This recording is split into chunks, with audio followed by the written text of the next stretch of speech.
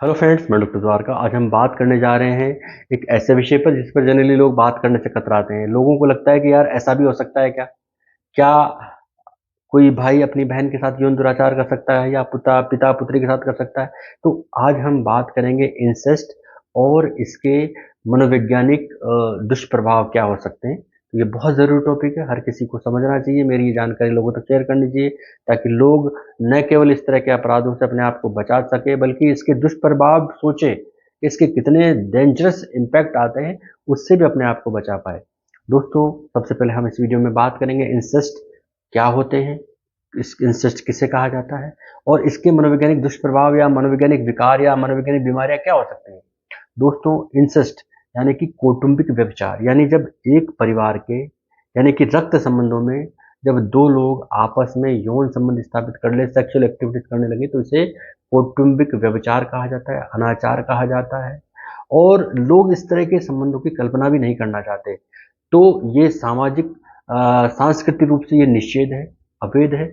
कानूनी रूप से भी ऐसे कार्य करने वाले लोगों को अपराधी की कैटेगरी में रखा जाता है, तो इनकी पनिशमेंट तय हो जाती है कानूनी रूप से। तो हर दृष्टि से ये जो है अवैध है, निषेध है।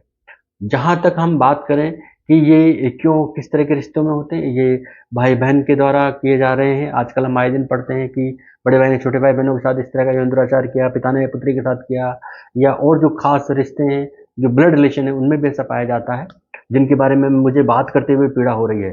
तो इस तरह के रिश्तों में अगर ये होता है तो सहमति से हो सकता है, असहमति से हो सकता है, मानसिक विकृतता के चलते हो सकता है, अधिक शराब का या नशीले पदार्थों का सेवन करने की वजह से हो सकता है, या फिर बहुत सारा जो एनवायरनमेंट है उसमें भी लोग इस तरह के इन्वॉल्व हो जाते हैं कि उनका भी इम्पैक्ट कहीं ना कहीं आ ही जाता है। तो स्थिति बड़ी क्रिटिकल है। लोग सहमति से, असहमति से, जबरदस्ती शराब या नशीले पदार्थों के सेवन या मानसिक विकृता या एंटी सोशल पर्सनैलिटी डिसऑर्डर की वजह से भी लोग ऐसा कर लेते हैं। हम आए दिन पढ़ते हैं कि व्यक्ति ने बहुत अधिक नशे में अपने घर के सदस्य के साथ इस तरह का यौन दुराचार किया।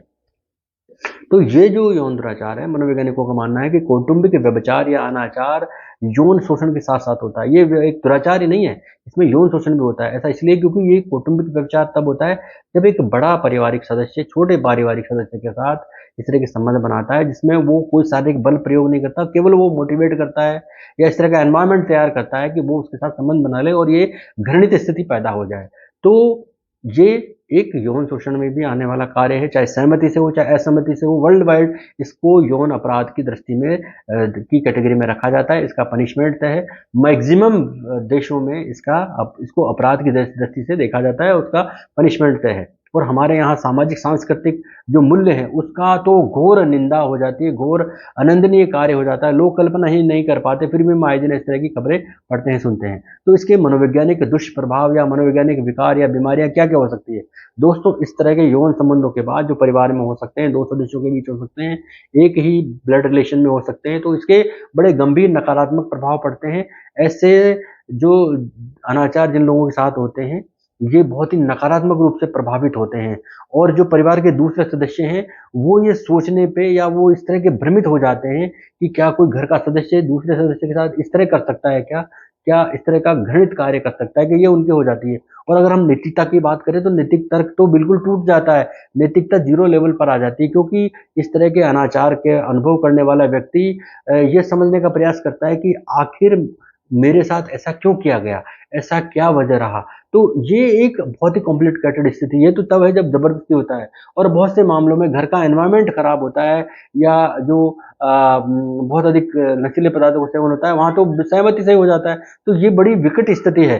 तो अनाचार किसी भी व्यक्ति के व्यक्तित्व को मिटा सकता है, विघटन कर सकता है। अनाचार से या इस तरह के यौन दुराचार से बचे लोगों में, खास करके लड़कियों में के विकास के रास्ते रुक जाते हैं या उनके पूरी तरह अलग हो जाते हैं। इस तरह के यौन दुराचार या अनाचार के कारण युवा लड़कियां जो हैं वो आइसोलेट हो जाती है। बहुत से लड़के भी आइसोलेट हो जाते हैं ताकि वो इस तरह की अनाचार की यादों को भुला सके या इसके बारे में सोचना बंद कर सके। इस टॉपिक पे वो विचार ही नहीं करना चाहते।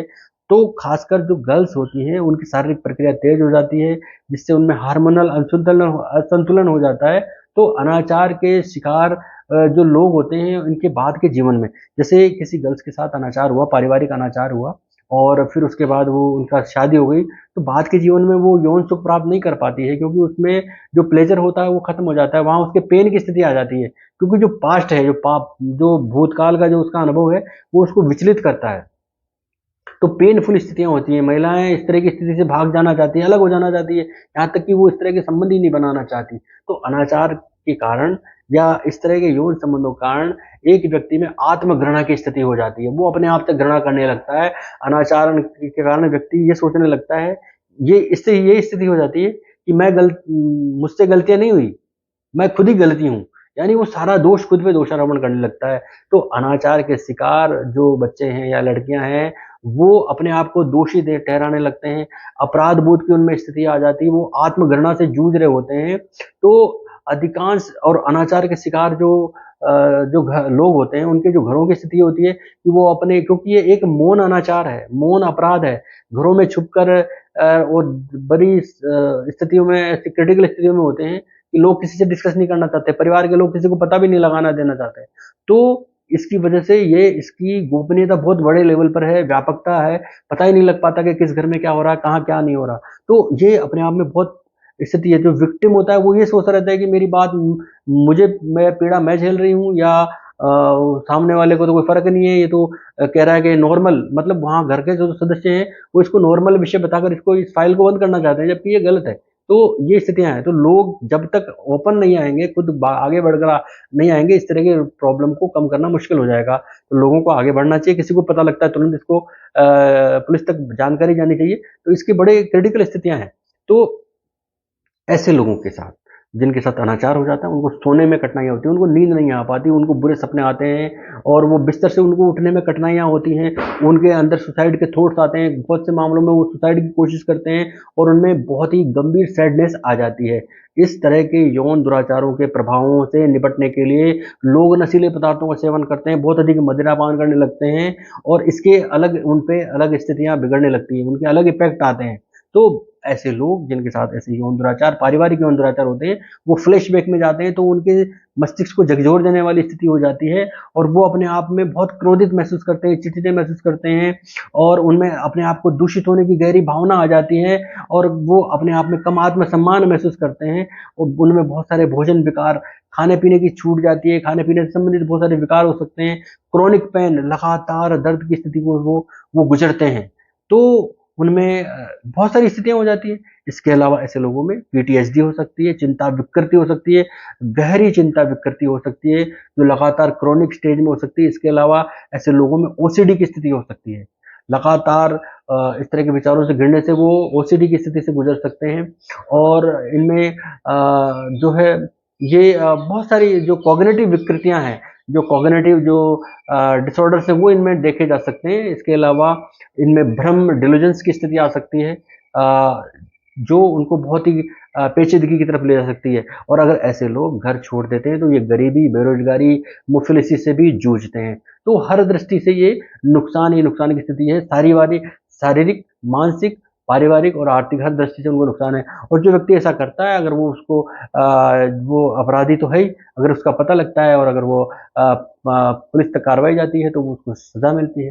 तो इसमें करने वाला और जो जिसके विक्टिम होता है, दोनों को हर दृष्टि से, विक्टिम की तो मानसिक स्थिति बिगड़ जाती है, तो और उसके जीवन खराब हो जाता है जो करने वाला है। तो इस तरह का कार्य क्यों किया जाए, तो इस तरह के कार्य से बचना चाहिए और अपने आप को बचाना चाहिए। अगर व्यक्ति इस तरह के विचार महसूस करता है, तो उसको इमीडिएट डे 1 पर ही उसको साइकोलॉजिस्ट से संपर्क करना चाहिए, साइकियाट्रिस्ट से मिलना चाहिए, दवा अगर कोई लेनी है, रिकमेंड करता है तो दवा लेनी चाहिए, ताकि वो इस तरह के कार्यों को करने से, घृणित विचार, जो इरोटिक थॉट्स जो आते हैं, उनको रोके और अपने आप को सही स्थिति में रखे। इस तरह के विचार जब घर के सदस्यों के बारे में आने लगते हैं, तो ऐसे विचार आते ही उसको तुरंत साइकोलॉजिस्ट से, साइकियाट्रिस्ट से मिलना चाहिए और दवा लेनी चाहिए।